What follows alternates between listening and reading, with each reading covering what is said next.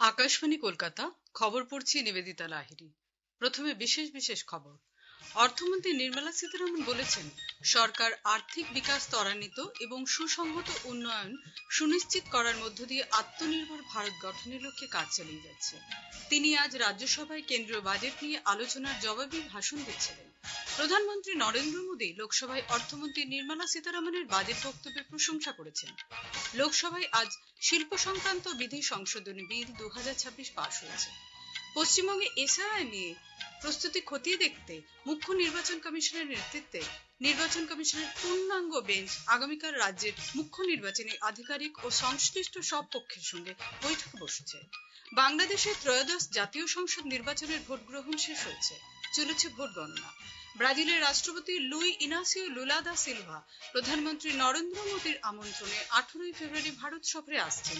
দুবারের Olympian ঐশ্বর্য Pratap Singh Tomar Asian shooting চ্যাম্পিয়নশিপে আজ নতুন দিল্লিতে পুরুষদের 50 মিটার রাইফেল 3 পজিশন ইভেন্টে সোনা জিতে নতুন বিশ্ব রেকর্ড গড়েছেন। আসছি বিস্তারিত খবরে। অর্থমন্ত্রী নির্মলা সীতারামন বলেছেন, সরকার আর্থিক বিকাশ ত্বরান্বিত এবং সুসংহত উন্নয়ন সুনিশ্চিত করার মধ্য দিয়ে আত্মনির্ভর ভারত গঠনের লক্ষ্যে কাজ চালিয়ে যাচ্ছে। রাজ্যসভায় আজ কেন্দ্রীয় বাজেট নিয়ে আলোচনা জবাবি ভাষণে তিনি বলেন, আর্থিক বিকাশ জোরদার করার পাশাপাশি মুদ্রাস্ফীতির হারেরও নিম্নগতি বজায় রাখা হয়েছে। সীতারামন জানান, জাতীয় পরিসংখ্যান দপ্তর 2025-26 আর্থিক বছরে মোট অভ্যন্তরীণ উৎপাদন জিডিপির বিকাশ হার 7.4% থাকবে বলে পূর্বাভাস দিয়েছে। উপভোক্তা মূল্য সূচক ভিত্তিক মুদ্রাস্ফীতি সিপিআই 2% নেমে এসেছে। এটি দেশের অর্থনীতির শক্তিশালী বিকাশ হারের প্রতিফলন বলেও তিনি উল্লেখ করেন। The National Statistical Office gave the first advanced estimate. The real GDP growth is projected at 7.4% for the year 25-26, with a nominal growth rate at around 8%, while CPI inflation has softened to nearly 2%. So this is that combination that I'm talking about of a strong growth, price stability is really uncommon globally and reflects the strength of India's economic fundamentals. অর্থমন্ত্রী জোর দিয়ে বলেন, এবছরের বাজেটে manufacturing ক্ষেত্রের জন্য সরকারের দৃষ্টিভঙ্গি প্রতিফলিত হয়েছে। অভ্যন্তরীণ ম্যানুফ্যাকচারিং এর ক্ষমতা বৃদ্ধির উপরে জোর দেওয়া হচ্ছে। বায়োফার্মা ও সেমি কন্ডাক্টর মিশন, বেয়ার আর্থ করিডোর, ক্রীড়া সামগ্রী, বস্ত্র ও এমএসএমই ক্ষেত্রের জন্য বাজেটে বিশেষ বরাদ্দ রাখা হয়েছে। তিনি বলেন, হিউম্যান ক্যাপিটাল বা ব্যক্তিগত কর্মদক্ষতাকে কাজে লাগিয়ে সামগ্রিক অর্থনৈতিক উন্নয়নের উপর বিশেষ অগ্রাধিকার দেওয়া হচ্ছে, যাতে আগামী দিনে কর্মসংস্থানের সুযোগ সৃষ্টি হয়। বেশ কিছু উন্নয়নমূলক প্রকল্পে ব্যয় বরাদ্দ ও খরচ ছাঁটাই করা হচ্ছে। বিরোধীদের এই অভিযোগ খণ্ডন করে অর্থমন্ত্রী জানান, কল্যাণমূলক প্রকল্পের জন্য পর্যাপ্ত পরিমাণে বাজেট বরাদ্দ করা হয়েছে। মধ্যবিত্ত শ্রেণীর উপরে চাপ সৃষ্টি করা হচ্ছে, এই অভিযোগ ও খারিজ করে দিয়ে শ্রীমতী সীতারামন বলেন, এনডিএ সরকার গৃহীত বিভিন্ন অর্থনৈতিক সংস্কারের ফলে মধ্যবিত্ত শ্রেণী আরো বিকশিত হয়েছে। এর আগে আলোচনায় অংশ নিয়ে বিজেপি নেতা মদন রাঠোর বলেন, ভারতের অর্থনীতি এখন বিশ্বের বৃহত্তম অর্থনীতি। তিনি জানান, মোবাইল উৎপাদনের খাতে ভারত এখন বিশ্বের দ্বিতীয় বৃহত্তম মোবাইল ফোন প্রস্তুতকারক দেশ। অন্যদিকে কংগ্রেসের জিসি চন্দ্রশেখর অভিযোগ করেন, বাজেটে প্রায় 53.4 লক্ষ কোটি টাকা বরাদ্দ করা হলেও বড় প্রকল্পগুলিতে 20 থেকে 30% বেশি বরাদ্দ নেই। সিপিআই এর সন্তোষ কুমার পি অভিযোগ করেন, বাজেটে আবারও কেরালাকে উপেক্ষা করা হয়েছে। শিবসেনার প্রিয়াঙ্কা চতুর্বেদী দাবি করেন, কোভিড-19 মহামারীর সময় বাতিল হওয়া রেলওয়ে ছাড় পুনরায় চালু করা হোক। তিনি অভিযোগ করেন, বাজেটে প্রবীণ নাগরিকদের জন্য যথেষ্ট ব্যবস্থা রাখা হয়নি।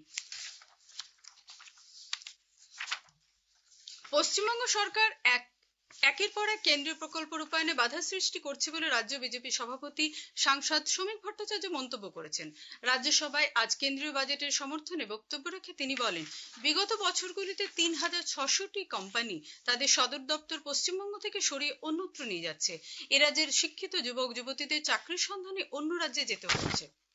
প্রধানমন্ত্রী নরেন্দ্র মোদী বলেছেন, দেশের অর্থনৈতিক রূপান্তরে কিভাবে এইবারের বাজেট নিজের ভূমিকা পালন করবে সে বিষয়ে অর্থমন্ত্রী নির্মলা সীতারামন লোকসভায় তার বক্তব্যে সামগ্রিক চিত্র তুলে ধরেছেন।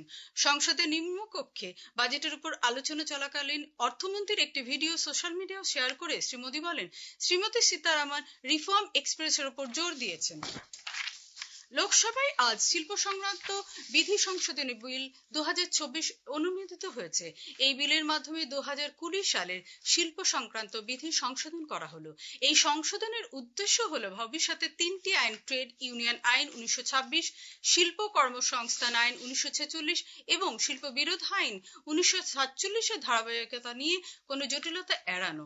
আলোচনায় অংশ নিয়ে শ্রম ও কর্মসংস্থান মন্ত্রী মনসুখ মান্ডভিয়া জানান যে দেশের 17টি শ্রমিক সংগঠন শ্রমকোড শ্রমিকদের স্বার্থে আনা হয়েছে বলে মত প্রকাশ করেছে। তিনি বলেন, কেবল কয়েকটি সংগঠন এই আইনটির বিরোধিতা করেছে। শ্রী মান্ডভিয়া বলেন, শ্রমকোডে ন্যূনতম মজুরি প্রবর্তনের আইনি ব্যবস্থার সংস্থান রাখা হয়েছে এবং কোনো রাজ্যকে নির্ধারিত ন্যূনতম মজুরির নিচে মজুরি নির্ধারণের অনুমতি দেওয়া হবে না।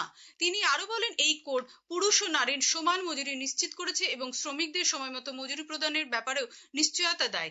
একটি সমীক্ষার উল্লেখ করে শ্রী মান্ডভিয়া বলেন, শ্রম আইন কর্মসংস্থান সৃষ্টিতে সহায়তা করেছে। এর আগে আলোচনায় অংশ নিয়ে কংগ্রেসের কে সুরেশ বলেন যে শিল্প সম্পর্কে কোড সংশোধনী বিল 2026 কোনো সংস্কারই নয়। পশ্চিমবঙ্গে ভোটার তালিকায় বিশেষ নিবিড় সংশোধন বা এসআইআর কাজকর্ম খতিয়ে দেখতে মুখ্য নির্বাচন কমিশনারের নেতৃত্বে নির্বাচন কমিশনের পূর্ণাঙ্গ বেঞ্চ আগামীকাল বৈঠকে বসছে। সকাল 11টা থেকে এই বৈঠক অনুষ্ঠিত হবে বলে কমিশন সূত্রে জানা গিয়েছে। উপস্থিত থাকবে রাজ্যের মুখ্য নির্বাচনী আধিকারিক, জেলা শাসক তথা জেলা নির্বাচনী আধিকারিক এবং রোল অবজারভাররা। রাজ্যে নির্বাচনী দায়িত্বে থাকা আধিকারিকদের ভূমিকা সহ নানা বিষয় বৈঠকে পর্যালোচনা করা হবে বলে সূত্রের খবর। আজকের প্রসঙ্গের এবারের বিষয় দামোদর ভ্যালি কর্পোরেশনের কর্পোরেট সামাজিক দায়বদ্ধতা। ডিভিসি চেয়ারম্যান সুরেশ কুমারের সঙ্গে কথা বলেছেন অভিজিৎ চক্রবর্তী। আকাশবাণীর সংবাদ বিভাগ প্রযোজিত অনুষ্ঠানটি শুনবেন আজ রাত 8টায় গীতাঞ্জলি ডিটিএইচ বাংলা এবং আকাশবাণী সংবাদ কলকাতা সোশ্যাল মিডিয়া প্ল্যাটফর্মে। খবর শুনছেন আকাশবাণী কলকাতা থেকে। আমাদের সংবাদ শোনা যাবে ইউটিউব চ্যানেল আকাশবাণী সংবাদ বাংলা, ফেসবুক ও ইনস্টাগ্রাম আকাশবাণী সংবাদ কলকাতায় এবং এক্স হ্যান্ডেল ও এআইআর নিউজ কলকাতাতে। বাংলাদেশে ত্রয়োদশ জাতীয় সংসদ নির্বাচন ও গণভোট সম্পন্ন হয়েছে।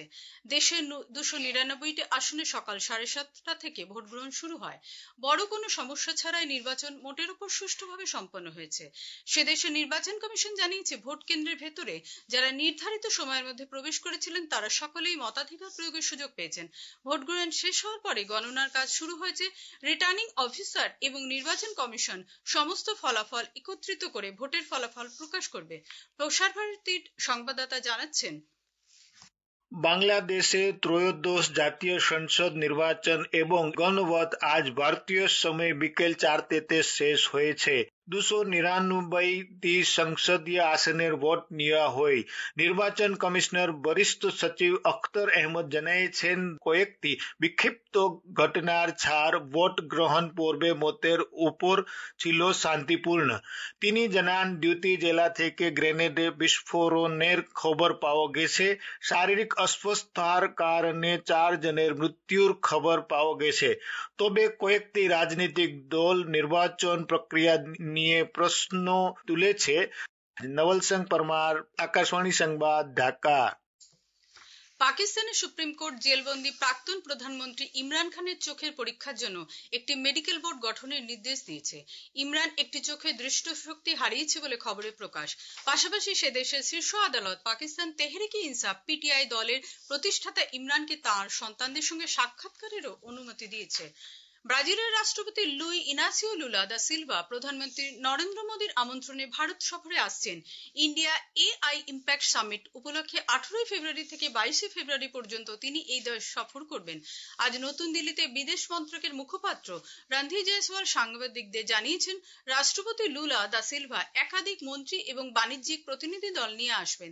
তিনি আরও জানান, প্রধানমন্ত্রী মোদী এবং ব্রাজিলের রাষ্ট্রপতির মধ্যে 21 ফেব্রুয়ারি দ্বিপাক্ষিক বৈঠক হওয়ার কথা।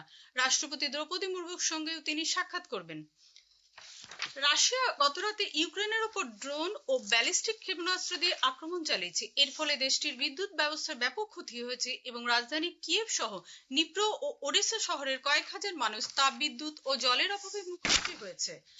এশিয়ান শুটিং চ্যাম্পিয়নশিপ 2026 আজ নতুন দিল্লিতে পুরুষদের 50 মিটার রাইফেল 3 পজিশন ইভেন্টে সোনা জিতে নতুন বিশ্ব রেকর্ড গড়েছেন দুবারের অলিম্পিয়ান ঐশ্বর্য Pratap Singh Tomar. Doctor Carney Singh shooting রেঞ্জে অনুষ্ঠিত ফাইনালে 25 বছর বয়সী ঐশ্বর্য 362.0 পয়েন্ট পেয়ে শিরোপা ধরে রাখেন। দিল্লির অরুণ জেটলি আইসিসি পুরুষদের টি-20 ক্রিকেট বিশ্বকাপে আজ গ্রুপ সির ম্যাচে ইতালি 10 উইকেটে নেপালকে পরাজিত করেছে। উল্লেখ্য, এবারে ক্রিকেট বিশ্বকাপে প্রথমবার খেলছে ইতালি, এটাই তাদের প্রথম জয়। শ্রীলঙ্কার পাল্লেকেলে আন্তর্জাতিক ক্রিকেট স্টেডিয়ামে অন্য একটি ম্যাচে শ্রীলঙ্কা 105 রানে ওমানকে পরাজিত করেছে। দিল্লির অরুণ জেটলি স্টেডিয়ামে তৃতীয় ম্যাচে ভারত এখন নামিবিয়ার মুখোমুখি। নামিবিয়া টসে জিতে ভারতকে ব্যাট করতে পাঠিয়েছে। খবর এখনকার মতো এখানেই শেষ হলো। পরবর্তী